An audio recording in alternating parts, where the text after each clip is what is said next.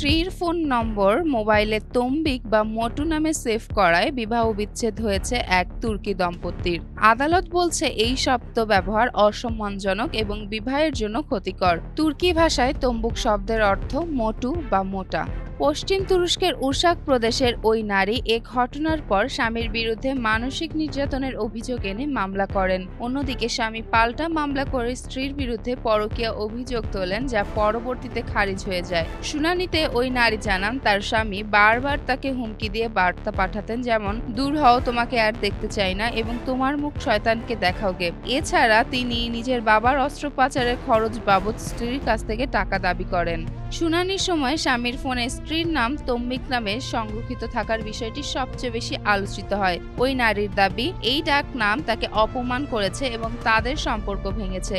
আদালত তার দাবিকে সমর্থন করে রায় দেন যে ওই নাম বা বার্তাগুলো মানসিক ও অর্থনৈতিক সহিংসতার শামিল। স্বামী দাবি করেন তার স্ত্রী অন্য এক পুরুষকে বাড়িতে এনেছিলেন, কিন্তু তদন্তে জানা যায় ওই ব্যক্তি কেবল একটি বই পৌঁছে দিতে গিয়েছিলেন এবং তাদের মধ্যে কোনো অনৈতিক সম্পর্কের প্রমাণ মেলেনি। আদালত রায়ে বলে, স্বামীর অপমানজনক ভাষা ও অর্থনৈতিক চাপ ছিল আরও গুরুতর, তাই মূল দায় তারই। তুর্কি আইনে কারো মর্যাদা বা ব্যক্তিগত সম্মানে আঘাত করে এমন ভাষা বা আচরণের জন্য 2 বছর পর্যন্ত কারাদণ্ড ও অর্থদণ্ডের বিধান রয়েছে।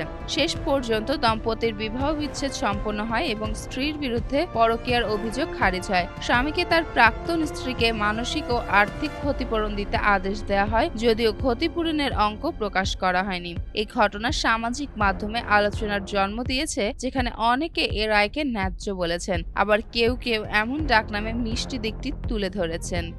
যেমন ফারিয়া, জনকণ্ঠ।